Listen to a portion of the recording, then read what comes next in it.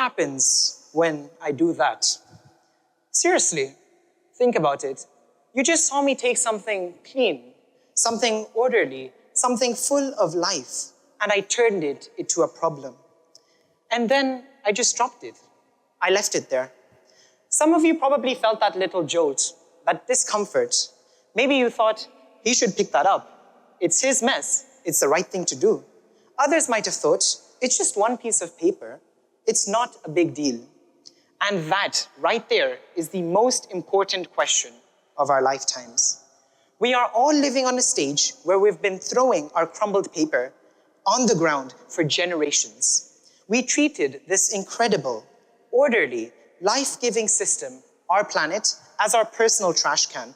And now we're standing here looking at the mess before us, while a dangerous voice is whispering, it is not a big deal. My name is Nail Lakhani, and I'm here to tell you two things. First, that voice is lying to you. It is a very, very, very, very big deal. And second, the most powerful words in the world are not, it's not a big deal. They are, I will pick it up. For the longest time, I listened to that voice in my head. Climate change felt like that crumbled piece of paper on the floor, someone else's mess, a problem for future generations, for scientists, for world leaders. It was a giant concept in a textbook, melting ice caps, rising sea levels. It was so big, so overwhelming, that it felt easier just to look away, to pretend that I didn't see it. But then I started to look closer. I started to see it not as a far-off disaster, but as something happening right now. And for me, that hit home in 2022. I grew up in Karachi, Pakistan, and in 2022, the monsoon rains came. They didn't just rain, they unleashed. I watched from abroad, glued to my phone, as a third of my country went underwater. The streets where I used to play as a kid, the homes of people I grew up with, gone. 33 million people affected. My cousin's school became a shelter for families who had lost everything. It wasn't just a concept for me anymore. It was home. Scientists later confirmed what we had already felt. Climate change made those rainfall heavier, more intense, more devastating. The fever was real, because that's what this is, a fever. Think about what happens to the human body when they get a fever. Just 1 degree up and you feel it. You get weak, you get confused. Your body starts attacking itself.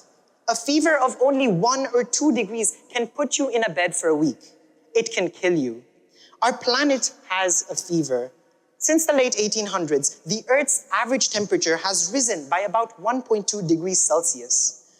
1.2 degrees Celsius doesn't sound like much, but for a planet, it is everything. And the last 7 years have been the hottest in all of human history. This is not a debate anymore.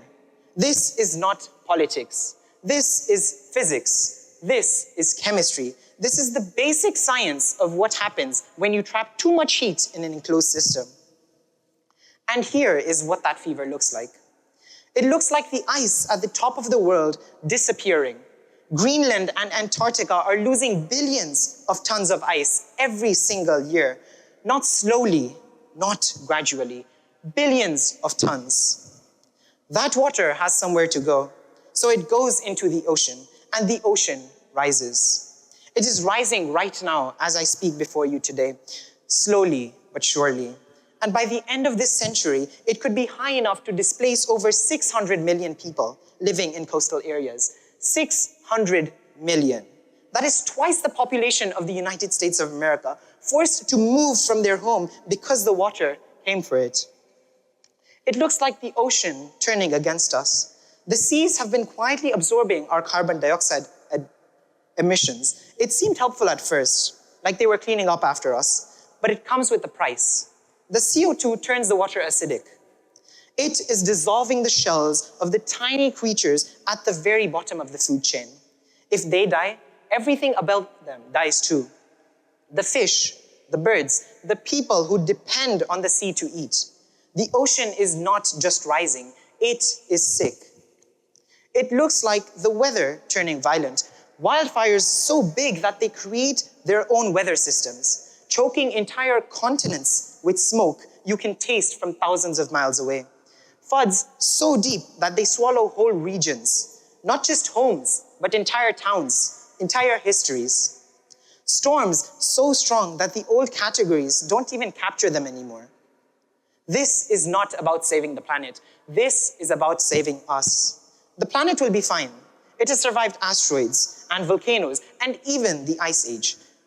This is about whether the world we grew up in, the world we promised to our children, will still be here in 50 years. This is not a future problem. This is a now problem. The sand in our global hourglass is falling, and it is falling fast. And it can feel paralyzing. It can feel like the last grains of sand are about to slip through, and there is nothing we can do about it. I quite frankly felt that. For a very, very long time, I felt that. But then I realized something.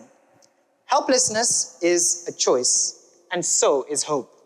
I saw hope when I looked closer at Pakistan during the floods. In the midst of the catastrophe, I saw ordinary people, students, teachers, shopkeepers, getting into small boats, not to save themselves, but to rescue strangers. I saw a whole generation refuse to look away. They didn't just wait for someone else to fix it. They started it. We see hope in the growth of renewable energy. Solar and wind are now the cheapest forms of energy in history. The economics have flipped. Clean energy is not just the right thing to do, but it is the smart thing to do. We see hope in innovation. Scientists creating new materials, engineers building vertical farms that use less water, young people everywhere refusing to stay silent. For me, that realization hit hard. I kept thinking, what is my grain of sand? I love technology, but I find how confusing being eco-friendly can be for ordinary people. You want to recycle a plastic bottle, but you're not sure if the cap goes into a separate bin or not. You hear that only 9% of plastic ever actually has been recycled, and you feel hopelessness because the system seems broken. So for my personal project, I started building something. It's an AI-powered mobile application. You can simply scan any item you want, a plastic container, a broken toy, an old t-shirt, and tells you exactly what to do with it based on where you live. It turns a moment of confusion into a moment of action. It is my small attempt to fight the helplessness, one scan at a time. Technology gives us tools to be faster, smarter, and more connected in our response. It turns a global problem into a series of manageable and actionable steps that each of us here can take. So here's my message to all of you. Do not let the size of the problem fool you. The time we have is not an excuse for your despair. It is the most valuable resource that we have. You do not need to invent the next big app. You do not need to start a global movement. You just need to find your grain of sand. Maybe it's starting a composting program in your school. Maybe it's choosing to walk or bike one day a week. Maybe it's simply talking about this issue like we are right now and refusing to let the conversation end. Because the biggest problem is not the melting ice or the rising seas. It is the silence. It is the feeling that one person cannot make a difference. I began today by creating mess.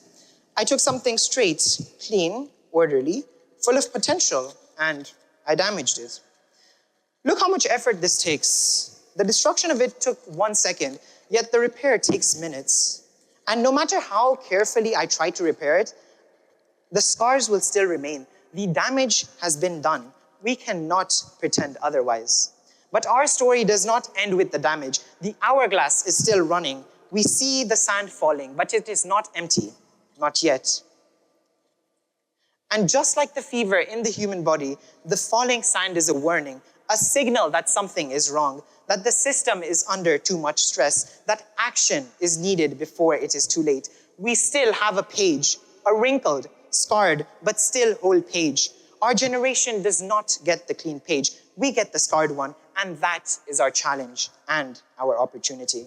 Because every grain of sand that falls is a moment, a decision, a chance to cool the fever instead of letting it rise. So let us stop focusing only on the damage. Let us start creating with what we have left. Let us draw forests where there were deserts, clean rivers where there was pollution, justice where there was inequality. Let us create a future so vibrant and full of life that these scars become part of the beauty. The sand is still falling. We have time, not much, but enough. Enough time to lower the fever, enough time to change direction, enough time to prove that this generation will not be the one that looked away. Our pens are in our hands. Let us make our mark count. Thank you.